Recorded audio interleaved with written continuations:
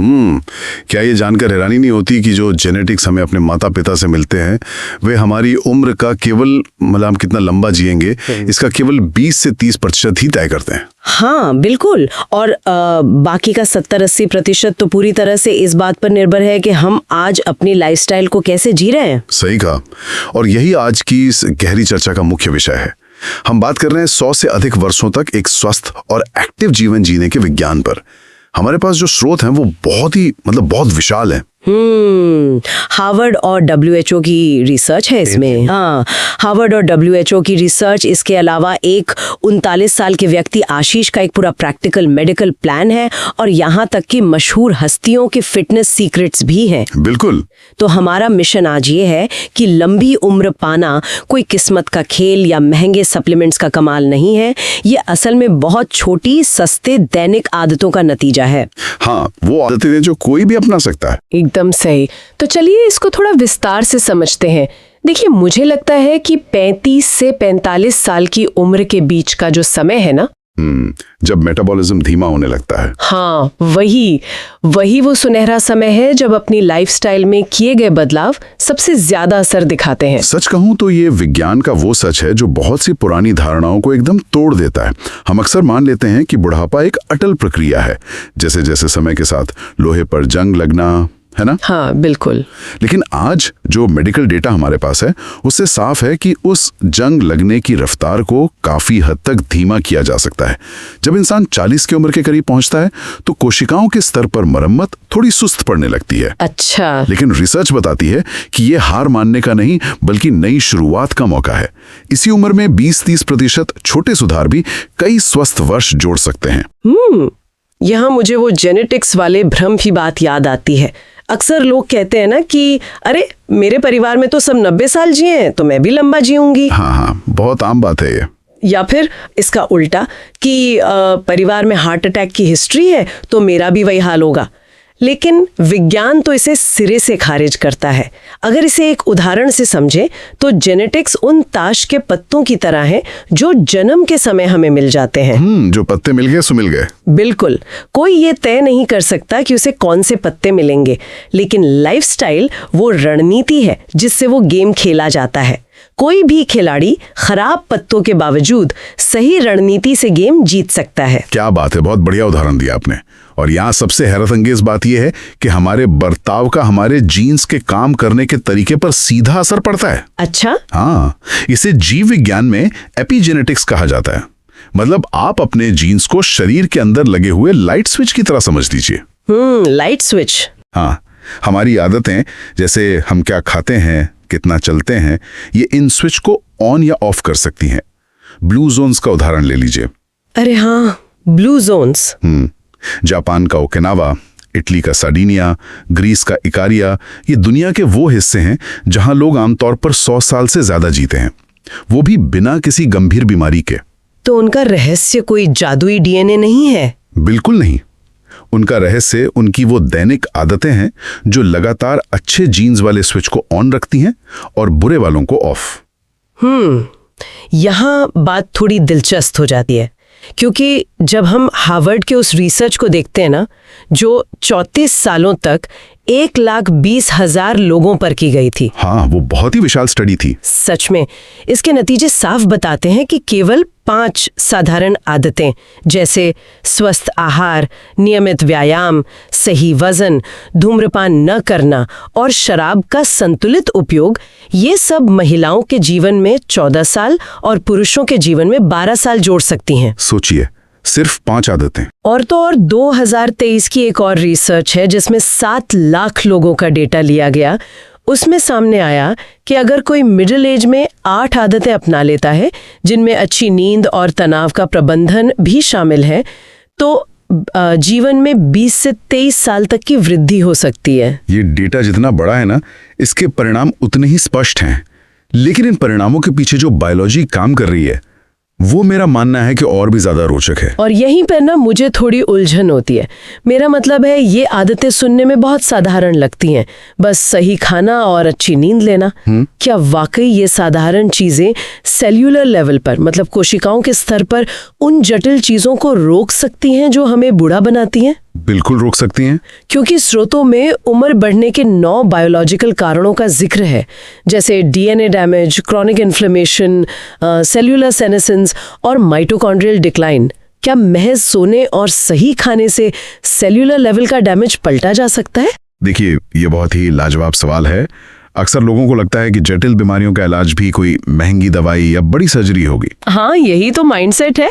लेकिन बुढ़ापे के जो 9 बायोलॉजिकल कारण हैं वो सीधे तौर पर हमारी लाइफस्टाइल से जुड़े हैं। सेल्यूलर सेनेसेंस को ही ले लीजिए। इसका मतलब है शरीर में ज़ॉम्बी कोशिकाओं का जमा होना। ज़ॉम्बी कोशिकाएं?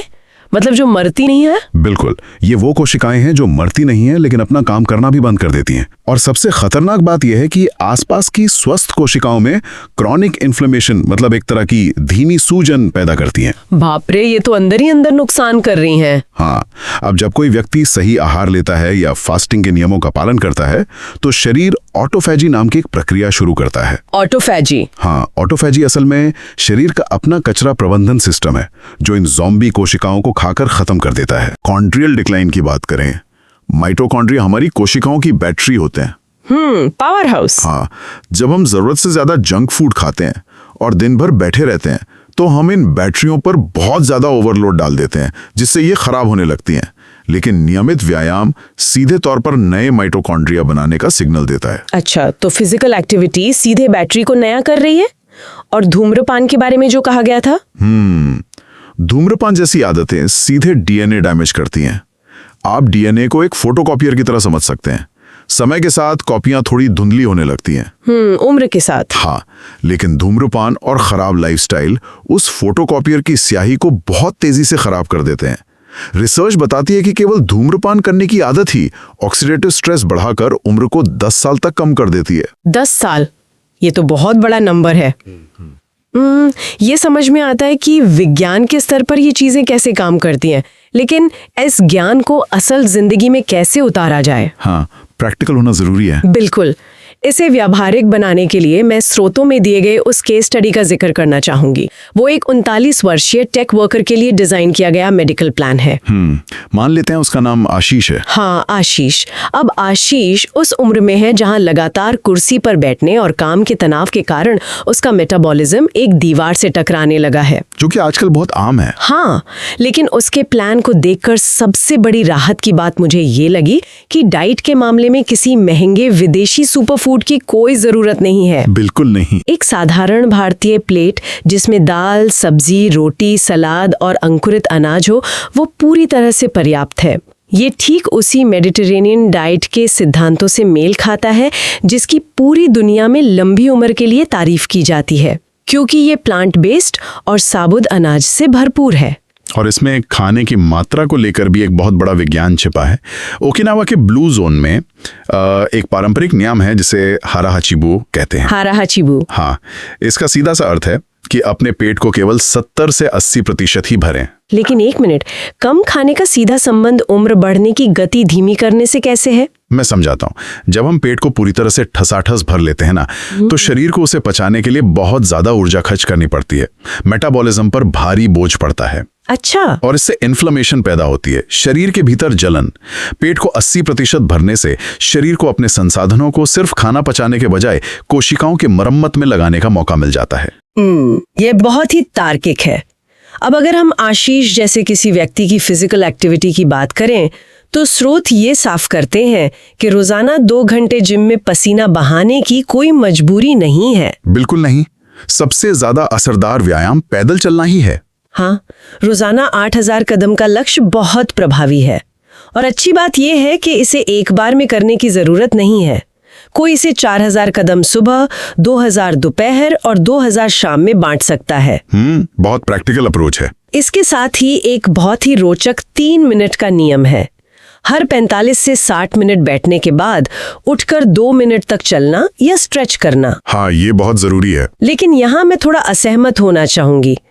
व्यावहारिक रूप से देखें तो अगर कोई इंसान कॉर्पोरेट दफ्तर में बैक टू बैक मीटिंग्स में फंसा है तो हर 45 मिनट में उठकर चलना हमेशा मुमकिन नहीं होता। सही बात है। तो क्या ये नियम न मानने से पूरा मेटाबॉलिज्म खराब हो जाता है या फिर इसका कोई और विकल्प है? देखिए, ये एक बहुत ही वास्तविक समस्या है जब हम लगातार कई घंटों तक बैठे रहते हैं तो शरीर मेटाबॉलिक पॉज में चला जाता है। Metabolic pause? हाँ, हमारी मांसपेशियां ब्लड शुगर को सोखना बंद कर देती हैं, जिससे शुगर और कोलेस्ट्रॉल का स्तर बिगड़ने लगता है। लेकिन अगर कोई व्यक्ति ऑफिस में है, मीटिंग में है, तो उसे 10 मिनट की वॉक करने की जरूरत नहीं है। तो फिर क्या करें? केवल अपनी जगह पे खड़े हो जाना या खड़े होकर पानी पी लेना भी उस मेटाबॉलिक पॉज को तोड़ने के लिए काफी है। अरे वाह, ये तो मुझे भारी ट्रैफिक में फंसी कार के इंजन की तरह लगता है। कैसे? मतलब अगर कार बहुत देर तक एक ही जगह पर चालू खड़ी रहे तो इंजन गर्म होने लगता है और उसकी कार्य क्षमता कम होती है। बिल्कुल। लेकिन अगर थोड़ी थोड़ी देर में उसे थोड़ा आगे बढ़ाते रहें तो इंजन का तेल और सारे पुर्जे सही से काम करते रहते हैं। हमारा मेटाबॉलिज्म भी कुछ ऐसा ही है, उसे बीच बीच में स्टार्ट करते रहना जरूरी है। बहुत ही सटीक एनालॉजी है।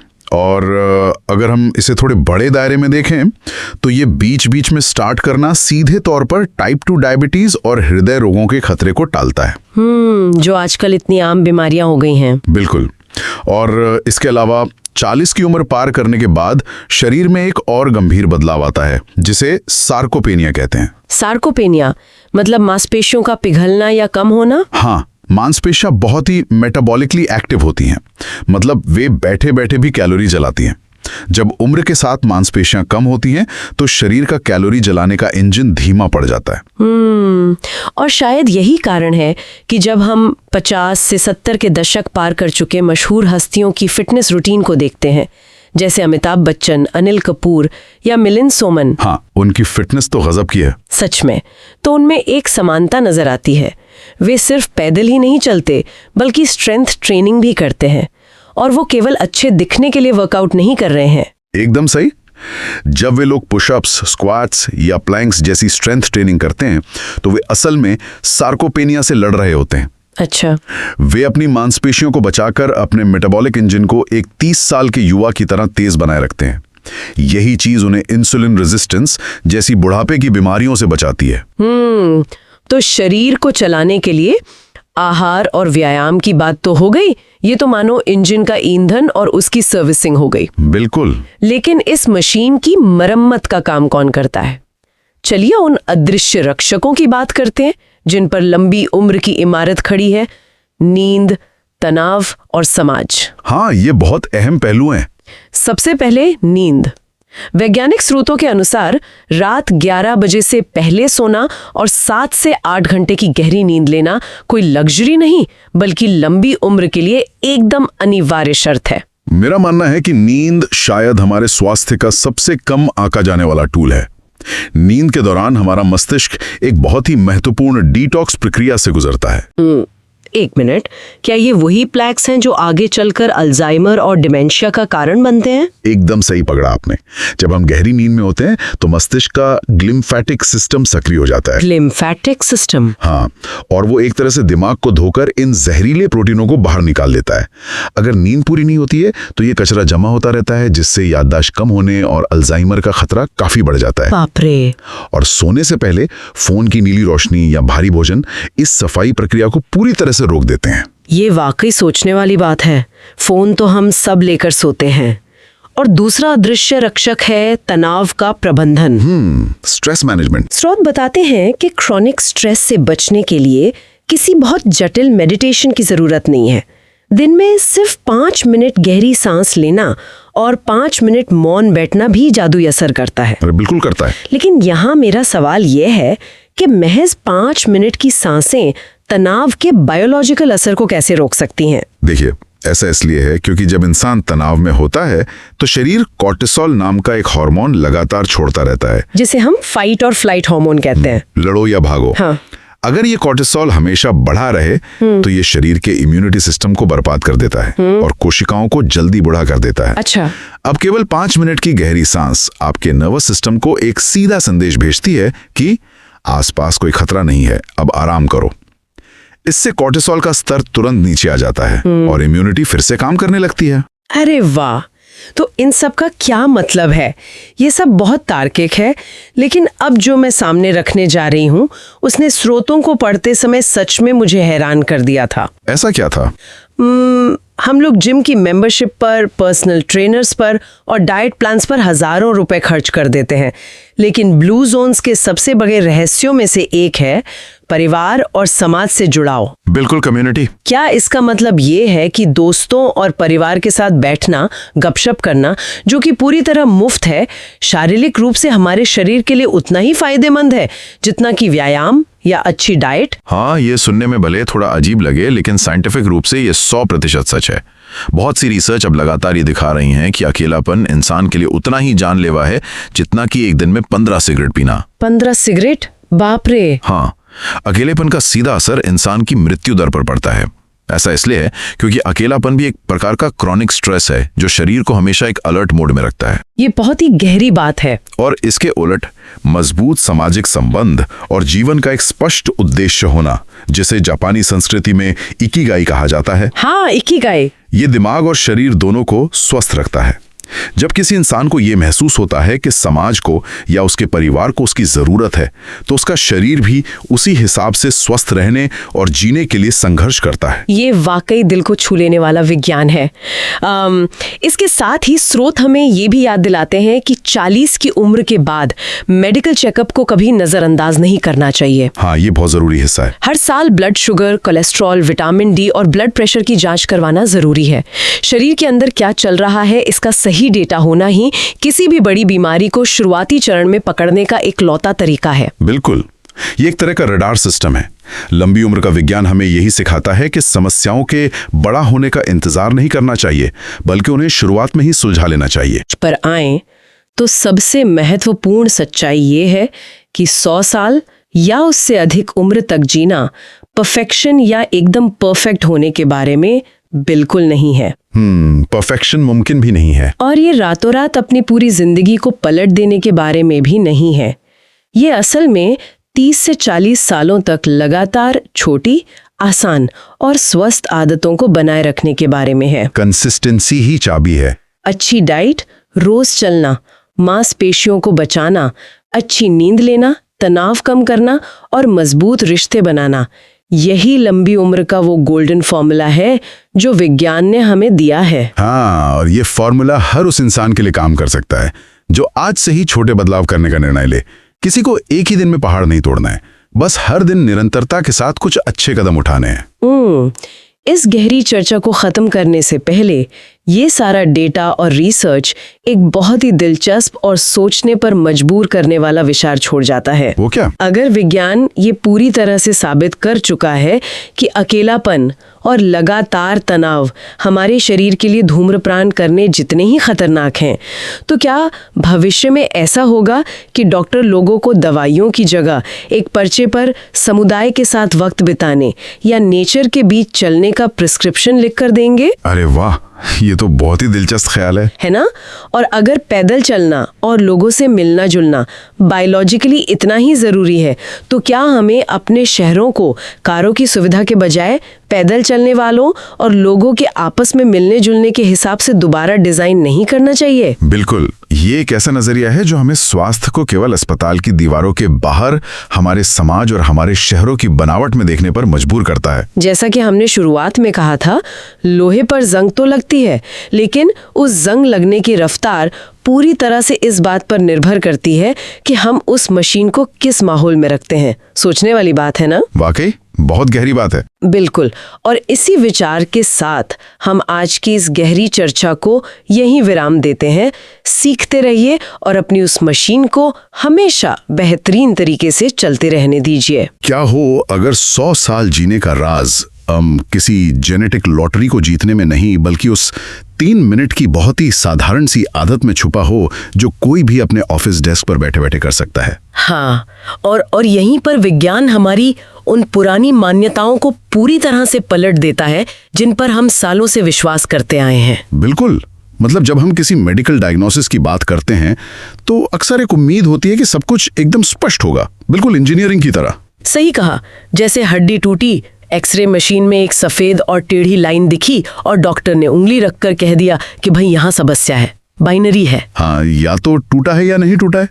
लेकिन जब हम लॉन्जेविटी यानी लंबी उम्र और स्वस्थ जीवन जीने के विज्ञान की दुनिया में कदम रखते हैं तो वो एक्सरे मशीन काम करना बंद कर देती है। एकदम सही बात है, अचानक से तस्वीर बहुत धुंधली हो जाती है। तो आज के हमारे इस गहरे विश्लेषण यानी डीप डाइव का मिशन इसी धुंधली तस्वीर को साफ करना है। हम उन तमाम रिसर्च पेपर्स और दुनिया भर के बड़े अध्ययनों का विश्लेषण कर रहे हैं जो ये बताते हैं कि शरीर असल में बूढ़ा कैसे होता है। और इसमें सबसे अहम सवाल ये है कि क्या 100 साल से ज्यादा जीना महज किस्मत का खेल है या फिर ये एक ऐसा विज्ञान है जिसे हम सब अपनी रोजमर्रा की जिंदगी में लागू कर सकते हैं। चलिए इसको थोड़ा विस्तार से समझते हैं, क्योंकि हमारे सोर्सेज में एक बहुत ही बेहतरीन केस स्टडी दी गई है 39 साल के आशीष गुप्ता की। हाँ, आशीष वाला केस। हाँ, तो वो अपनी फिटनेस को लेकर जागरूक तो हैं, लेकिन काम और जिम्मेदारियों के चलते समय नहीं निकाल पाते। उनका एक सीधा सा सवाल है कि लंबी और स्वस्थ उम्र के लिए वो अपने मौजूदा रूटीन में क्या बदलाव कर सकते हैं। और यहाँ जो सबसे रोचक बात है वो ये कि जो डेटा हम एनालाइज कर रहे हैं वो सिर्फ सतही तौर पर क्या करें और क्या ना करें की लिस्ट नहीं थमाता, राइट, बल्कि वो शरीर के अंदर की मशीनरी को यानी बायोलॉजी को खोलकर दिखाता है। क्योंकि एक आम धारणा ये है कि 35 या 40 की उम्र पार करने के बाद बहुत कुछ बदल पाना मुश्किल होता है। हाँ, हम अक्सर सोचते हैं कि लंबी उम्र तो बस जीन्स में लिखी होती है। अगर परिवार में लोग लंबा जिए हैं तो हमारा भी लंबा जीना तय है। और यहीं पर डैन ब्यूटनर की ब्लू जोन्स वाली रिसर्च एक बहुत बड़ा मिथक तोड़ती है। ओकिनावा और सार्डिनिया वाले ब्लू जोन्स, राइट? बिल्कुल। ब्लू जोन्स दुनिया के वो गिने चुने इलाके हैं जहां लोग सबसे ज्यादा 100 साल की उम्र पार करते हैं। इस रिसर्च का सबसे बड़ा टेक अवे ये है कि हमारी उम्र का केवल 20 से 30% हिस्सा ही हमारी जेनेटिक्स पर निर्भर करता है। बस 20 से 30%? हाँ, बाकी का 70 से 80% पूरी तरह से हमारी जीवन शैली, हमारे पर्यावरण और हमारी आदतों के हाथ में है। एक मिनट, यहाँ मुझे थोड़ा टोकना पड़ेगा, क्योंकि ये बात उन सभी चीजों के खिलाफ जाती है जो आमतौर पर बताई जाती हैं। अगर किसी के दादाजी 95 साल तक जिए तो क्या उसका जेनेटिक हार्डवेयर पहले से सेट नहीं है? ये एक बहुत ही स्वाभाविक सवाल है, लेकिन विज्ञान इसे ऐसे देखता है कि जीन्स आपको सिर्फ एक स्टार्टिंग लाइन देते हैं। Okay, starting line. हाँ, मान लीजिए विरासत में एक बहुत ही मजबूत और शानदार इंजन वाली गाड़ी मिली है। ये वो 20% है जो हमारे हाथ में नहीं था। राइट, वो जेनेटिक्स हो गया। बिल्कुल। लेकिन अगर हम उस गाड़ी में गलत ईंधन डालेंगे, उसकी सर्विसिंग नहीं कराएंगे और उसे हर दिन खराब रास्तों पर रफ चलाएंगे तो वो मजबूत इंजन भी समय से पहले खराब हो जाएगा। क्या बात है, ये एनालॉजी इसे बहुत अच्छे से समझाती है। जीन्स केवल हार्डवेयर है, लेकिन जीवन शैली वो सॉफ्टवेयर है जो ये तय करती है कि सिस्टम कितने साल बिना क्रैश हुए चलेगा। एकदम सही। जीन्स केवल संभावनाएं तय करते हैं, लेकिन हमारी जीवन शैली वो स्विच है जो उन जीन्स को ऑन या ऑफ करती है। लेकिन आशीष, जैसे किसी व्यक्ति के लिए जो 39 का है, क्या 40 के आसपास कोशिश करना वाकई असरदार होता है? क्या देर नहीं हो चुकी होती? अरे नहीं, बल्कि ये सबसे गोल्डन विंडो है। 2023 का एक बहुत ही व्यापक अध्ययन है जिसमें 40 से 99 वर्ष की आयु के 7 लाख लोगों का डेटा ट्रैक किया गया था। 7 लाख लोग? ये तो बहुत बड़ा सैंपल साइज है। हाँ, बहुत बड़ा। और इस अध्ययन ने साबित किया कि अगर कोई व्यक्ति 40 की उम्र के बाद भी केवल 8 सही आदतें अपना लेता है तो वो अपनी उम्र में 20 साल से ज्यादा जोड़ सकता है। 20 साल? मतलब पुरुष और महिलाएं दोनों के लिए? हाँ, डेटा के मुताबिक पुरुष अपनी उम्र में औसतन 23.7 साल और महिलाएं 22.6 साल जोड़ सकती हैं। इन 8 आदतों में शारीरिक गतिविधि, अच्छी नींद, तनाव प्रबंधन और सही डाइट जैसी चीजें शामिल हैं। 23 साल, ये तो एक पूरी चौथाई जिंदगी के बराबर है। मतलब उम्र के इस पड़ाव पर किए गए बदलाव का असर इतना गहरा हो सकता है। बिल्कुल। और जब हमें ये पता चल गया है कि 70-80% कंट्रोल हमारे अपने हाथ में है, तो हमें इस बात की तह तक जाना होगा कि शरीर आखिर बूढ़ा कैसे होता है। सही बात है। अगर हम बायोलॉजी को नहीं समझेंगे तो ये सिर्फ हवा में तीर चलाने जैसी बात होगी। तो असल में होता क्या है शरीर के अंदर? मॉडर्न जेरोंटोलॉजी यानी उम्र बढ़ने के विज्ञान ने शरीर के बूढ़े होने के 9 जैविक कारणों की पहचान की है, जिन्हें हॉलमार्क्स ऑफ एजिंग कहा जाता है। 9 कारण? क्या हमें वो सारे समझने पड़ेंगे? नहीं, इनमें से अगर हम सिर्फ 2 या 3 को भी गहराई से समझ लें तो पूरी तस्वीर साफ हो जाती है। सबसे पहला है सेल्यूलर सेनेसेंस। ये थोड़ा तकनीकी शब्द लग रहा है, इसे हम आसान भाषा में कैसे समझ सकते हैं? इसे मेरा मतलब है इसे हम ज़ॉम्बी सेल्स की तरह समझ सकते हैं। ज़ॉम्बी सेल्स मतलब जो ना पूरी तरह जिंदा हैं और ना ही मरे हुए, हॉलीवुड फिल्मों वाले ज़ॉम्बीज। बिल्कुल सटीक। जैसे जैसे उम्र बढ़ती है शरीर के कुछ सेल्स विभाजित होना बंद कर देते हैं, लेकिन वो मरते नहीं हैं और शरीर से बाहर भी नहीं निकलते। ओह, तो वो अंदर ही रहते हैं। हाँ, वो एक ही जगह बैठकर आसपास के स्वस्थ सेल्स पर इन्फ्लेमेटरी टॉक्सिन्स छोड़ने लगते हैं। इससे शरीर में क्रॉनिक इन्फ्लेमेशन यानी अंदरूनी सूजन बढ़ने लगती है। बाप रे! और दूसरा कारण क्या है? दूसरा बड़ा कारण है माइटोकॉन्ड्रियल डिक्लाइन। माइटोकॉन्ड्रिया हमारे सेल्स का पावर हाउस या इंजन होता है। समय के साथ ये इंजन अपनी ऊर्जा खोने लगता है। और यहीं पर वो बात आती है कि हम इस मशीनरी को धीमा कैसे कर सकते हैं, क्योंकि जो सोर्सेज हमने देखे हैं उनमें इन ज़ॉम्बी सेल्स को पनपने से रोकने का सबसे बड़ा हथियार कोई दवा नहीं बल्कि हमारा खाना है। एकदम सही कहा। और यहाँ ओकिनावा का हारा हाची-बू नियम इस बायोलॉजी पर सीधा वार करता है। यहाँ पर बात सच में बहुत दिलचस्प हो जाती है। ये हारा हाची-बू असल में है क्या? को केवल 80% तक ही भरना है। जब थोड़ा पेट खाली लगे तभी खाना रोक देना चाहिए। लेकिन इसके पीछे का विज्ञान क्या है? मतलब कम खाने से शरीर की उम्र बढ़ने की रफ्तार कैसे धीमी हो सकती है? इसे कैलोरी रेस्ट्रिक्शन कहते हैं। देखिए, खाना पचाना हमारे शरीर के लिए बहुत मेहनत का काम है। अच्छा। तो जब हम बहुत ज्यादा खा लेते हैं तो शरीर पर दबाव पड़ता है। बिल्कुल। जब पेट को पूरा ठूंस कर खा लिया जाता है तो मेटाबॉलिज्म पर भारी स्ट्रेस पड़ता है। इस पूरी पाचन प्रक्रिया के दौरान फ्री रेडिकल्स पैदा होते हैं। Free radicals? हाँ, इन्हें किसी इंजन से निकलने वाले काले धुएं या एग्जॉस्ट की तरह समझा जा सकता है। जितना ज्यादा और भारी खाना खाया जाएगा उतना ही ज्यादा धुआं बनेगा। ओहो, और वो धुआं सीधा हमारे सेल्स और डीएनए को डैमेज करेगा? एग्जैक्टली। हारा हाची-बू शरीर के इसी मेटाबॉलिक स्ट्रेस को कम करता है। ये बहुत ही कमाल का कॉन्सेप्ट है। मतलब हम जितना इंजन पर लोड कम डालेंगे उसके पुर्जे उतने ही लंबे समय तक चलेंगे। और खाने की बात करें तो ब्लू जोन्स के लोग ज्यादातर प्लांट बेस्ड डाइट लेते हैं, राइट? हाँ, प्लांट बेस्ड और मेडिटेरेनियन डाइट का काफी चलन है वहाँ। अब अक्सर लोगों को लगता है कि लॉन्जेविटी डाइट के लिए शायद कोई बहुत ही एक्सोटिक बेरीज या विदेशी सब्जियां खानी पड़ेंगी, लेकिन सबसे सस्ती लॉन्जेविटी डाइट तो हमारी एक साधारण भारतीय थाली भी हो सकती है। बिल्कुल हो सकती है। अगर एक संतुलित भारतीय थाली को देखें तो उसमें दाल है जो बेहतरीन प्लांट प्रोटीन देती है, तरह तरह की सब्जियां हैं जो एंटीऑक्सीडेंट से भरपूर है, और रोटी या ब्राउन राइस के रूप में कॉम्प्लेक्स कार्बोहाइड्रेट्स भी तो हैं। हाँ, और साथ में थोड़ा सलाद और फर्मेंटेड फूड के रूप में दही भी होता है। बस शर्त यह है कि उसमें चीनी, अल्ट्रा प्रोसेस्ड फूड और डीप फ्राइड खाने की मिलावट ना हो, क्योंकि अल्ट्रा प्रोसेस्ड फूड तो सीधा उन ज़ॉम्बी सेल्स को खुराक देता है। एकदम सही पकड़ा। तो डाइट से तो शरीर को सही ईंधन मिल गया और डैमेज रुक गया, लेकिन उस ईंधन का सही इस्तेमाल कैसे हो इसके लिए दूसरे स्तंभ की तरफ बढ़ना होगा, जो कि मूवमेंट यानी शारीरिक गतिविधि है। हाँ, और यहाँ भी एक बहुत बड़ा भ्रम है कि 100 साल जीने के लिए शायद किसी भारी भरकम वर्कआउट या हैवी वेट लिफ्टिंग की जरूरत है, जबकि रिसर्च तो कुछ और ही कहती है। बिल्कुल। रिसर्च बताती है कि सबसे बेहतरीन और असरदार एंटी एजिंग दवा महज पैदल चलना है। सिर्फ पैदल चलना? कोई जिम मेंबरशिप नहीं? कोई जरूरत नहीं है। रोजाना 7000 से 9000 स्टेप्स चलने का लक्ष्य दिल की बीमारियों और टाइप 2 डायबिटीज के खतरे को नाटकीय रूप से कम कर देता है। और ये स्टेप्स एक साथ पूरे करने की भी कोई मजबूरी नहीं है। अगर कोई आशीष की तरह व्यस्त है तो वो 3000 कदम सुबह, कुछ कदम ऑफिस के ब्रेक में और बाकी शाम को पूरे कर सकता है। हाँ, टुकड़ों में भी किया जा सकता है, लेकिन मूवमेंट वाले हिस्से में केवल पैदल चलना ही काफी नहीं है। उम्र बढ़ने के विज्ञान में एक और कॉन्सेप्ट आता है, सार्कोपीनिया। सार्कोपीनिया, इसका क्या मतलब है? सार्कोपीनिया का मतलब है उम्र के साथ मांसपेशियों यानी मसल मास का सिकुड़ना और कमजोर होना। 40 की उम्र के बाद शरीर हर दशक में अपनी कुछ प्रतिशत मांसपेशियां खोने लगता है। अच्छा। और मांसपेशियां केवल ताकत के लिए तो होती नहीं है। बिल्कुल नहीं, वो शरीर में इंसुलिन को सोखने का सबसे बड़ा सिंक होती हैं।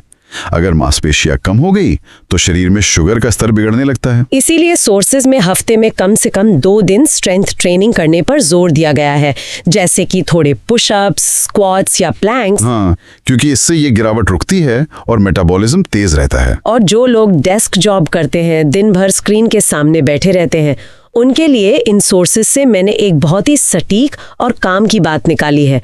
वो है 3 मिनट हैबिट। वो 3 मिनट की आदत। ये बहुत जरूरी है। नियम ये है कि हर 45 से 60 मिनट लगातार काम करने के बाद सिर्फ 2 मिनट के लिए अपनी कुर्सी से उठना है, थोड़ा स्ट्रेच करना है या कुछ कदम चलना है। ये सुनने में बहुत छोटी सी बात लगती है, लेकिन इसका बायोलॉजिकल इम्पैक्ट बहुत बड़ा है। लगातार बैठे रहने से पैरों की मांसपेशियों में एंजाइम्स की गतिविधि लगभग बंद हो जाती है। अगर मैं इसकी तुलना कंप्यूटर से करूं तो ये बिल्कुल वैसा है जैसे किसी ज़रूरी डॉक्यूमेंट पे काम करते हुए हम बार बार Ctrl+S यानी सेव दबाते हैं, ताकि ज़्यादा देर बैठे रहने से शरीर का मेटाबॉलिज्म हैंग या स्लो डाउन ना हो जाए। बहुत ही सटीक एनालॉजी है ये। डाइट शरीर में डैमेज को कम करती है और मूवमेंट उस कचरे को फ्लश आउट करने का काम करता है। लेकिन खाना और चलना तो बाहर से दिखता है। शरीर की असली मरम्मत तो तब होती है जब हम कुछ नहीं कर रहे होते हैं, यानी सोते समय या रिलैक्स करते समय। एग्जैक्टली। हार्वर्ड हेल्थ का एक बहुत ही बड़ा अध्ययन है जो 34 साल तक चला था और उसमें 1,20,000 लोगों को ट्रैक किया गया। 1,20,000 और 34 साल, बाप रे। हाँ, और इस स्टडी से महिलाओं को 14 और पुरुषों को 12 अतिरिक्त साल मिले। इसमें नींद को एक बहुत बड़ा फैक्टर माना गया। हाँ, उस रिसर्च में 11 बजे वाले रूल का जिक्र है। रात 11 बजे से पहले सोना और 7 से 8 घंटे की नींद लेना। लेकिन नींद में ऐसा क्या जादू है? जादू नहीं, ये एक बहुत ही उन्नत बायोलॉजिकल मैकेनिज्म है जिसे ग्लिम्फेटिक सिस्टम कहते हैं। ग्लिम्फेटिक सिस्टम, ये क्या करता है? देखिए, दिन भर जब हमारा दिमाग काम करता है तो उसके सेल्स के बीच बहुत सारे टॉक्सिन्स और वेस्ट प्रोटीन जमा हो जाते हैं। अच्छा। जिनमें अमाइलॉइड बीटा भी शामिल है, जो अल्जाइमर का एक बड़ा कारण होता है। जब गहरी नींद आती है तो ब्रेन के सेल्स असल में शारीरिक रूप से थोड़े सिकुड़ जाते हैं। वेट, सच में दिमाग के सेल्स लिटरली छोटे हो जाते हैं? और फिर सेरेब्रोस्पाइनल फ्लूइड उस खाली जगह से बहकर दिन भर के सारे टॉक्सिन्स को धोकर बाहर निकाल देता है। अरे वाह, मतलब नींद दिमाग के लिए एक पावर वॉश की तरह काम करती है। बिल्कुल। और अगर नींद में कटौती की जाए तो वो टॉक्सिन्स वहीं जमा रह जाते हैं। इसके अलावा नींद के दौरान ही हार्मोन्स भी संतुलित होते हैं। लेकिन सिर्फ नींद ही शरीर को रिलैक्स नहीं करती, जागते हुए तनाव को मैनेज करना भी उतना ही जरूरी है, क्योंकि तनाव तो एक साइलेंट किलर है। एकदम सही बात है। लगातार तनाव में रहने से शरीर में कॉर्टिसोल नाम का हार्मोन हर वक्त हाई रहता है, जो इम्यून सिस्टम को डैमेज करता है। लेकिन अच्छी बात यह है कि तनाव कम करने के लिए रोज सिर्फ 10 मिनट काफी हैं। 5 मिनट डीप ब्रीदिंग और 5 मिनट किसी शांत जगह पर बैठना। हाँ, कॉर्टिसोल के स्तर को नीचे लाने के लिए इतना काफी है। और अगर हम लॉन्जेविटी की इस पूरी तस्वीर को बड़े पैमाने पर देखें तो लंबी उम्र सिर्फ शरीर से नहीं, समाज से भी जुड़ी है। ये मुझे इस पूरी विश्लेषण का सबसे हैरान करने वाला हिस्सा लगा। हम हमेशा डाइट और एक्सरसाइज के इर्द गिर्द घूमते रहते हैं, लेकिन ब्लू जोन्स के लोगों में एक लाइफ पर्पस होता है जिसे इकिगाई कहते हैं, और उनके सामाजिक रिश्ते बहुत मजबूत होते हैं। हाँ, सोर्सेज बताते हैं कि अकेलापन सेहत के लिए उतना ही खतरनाक है जितना कि धूम्रपान करना। बिल्कुल। क्रॉनिक अकेलापन बायोलॉजिकल सिस्टम के लिए एक फिजिकल डैमेज है। जब इंसान सोशली कनेक्टेड होता है तो नर्वस सिस्टम रिलैक्स रहता है और इम्यूनिटी बढ़ जाती है। मतलब विज्ञान भी अब ये मान रहा है कि परिवार और दोस्तों के साथ समय बिताना या जीवन का कोई लक्ष्य होना अक्षरशः एक मेडिकल प्रिस्क्रिप्शन की तरह काम करता है। सही कहा।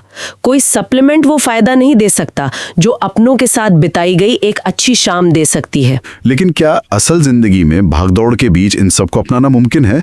हमारे पास कई मशहूर हस्तियों के उदाहरण है, जैसे अमिताभ बच्चन, अनिल कपूर या मिलिंद सोमन। हाँ, वो 60-70 की उम्र में भी गजब के फिट हैं। बिल्कुल। तो जब हम उन्हें देखते हैं तो लगता है कि शायद कोई जादू है, लेकिन सोर्सेज में उनका जो सीक्रेट बताया गया है वो अर्ली वेकअप, हाइड्रेशन, पोषण कंट्रोल और डिजिटल डिटॉक्स है। So what does this all mean? इसका सीधा सा मतलब है कि 100 साल जीना परफेक्शन के बारे में नहीं है, जहां हमेशा सब कुछ सही हो। ये 30-40 सालों तक कंसिस्टेंसी यानी निरंतरता बनाए रखने के बारे में है। मतलब कभी कभार चीट मील चल सकता है। बिल्कुल चल सकता है। डेटा कहता है कि अपनी जीवन शैली में सिर्फ 20 से 30% सुधार करने से भी कई स्वस्थ साल जोड़े जा सकते हैं। और साथ ही 40 के बाद सालाना blood sugar, cholesterol, vitamin D और बीपी की जांच से बड़ी बीमारियों को वक्त रहते रोका जा सकता है। एग्जैक्टली। तो अगर हम आज के इस गहरे विश्लेषण को समेटें तो लंबी उम्र का फॉर्मूला बहुत आसान है। हाँ, ये 5 आसान चीजों पर टिका है। रोज टहलना, प्लांट बेस्ड डाइट, अच्छी नींद, कम तनाव और मजबूत सामाजिक जीवन। और ये सब बिना किसी बड़े खर्चे के किया जा सकता है। बिल्कुल, इसे आज और इसी वक्त से शुरू किया जा सकता है। तो हमने विज्ञान और आदतों के जरिए जीवन में 15 या 20 अतिरिक्त साल जोड़ने का तरीका तो जान लिया, लेकिन सबसे बड़ा सवाल ये है कि अगर सच में 20 साल और मिल जाएं, तो कोई उस अतिरिक्त समय का क्या करेगा? क्या एक लंबी उम्र की चाहत एक गहरे मकसद की मांग नहीं करती? सोचिएगा जरूर।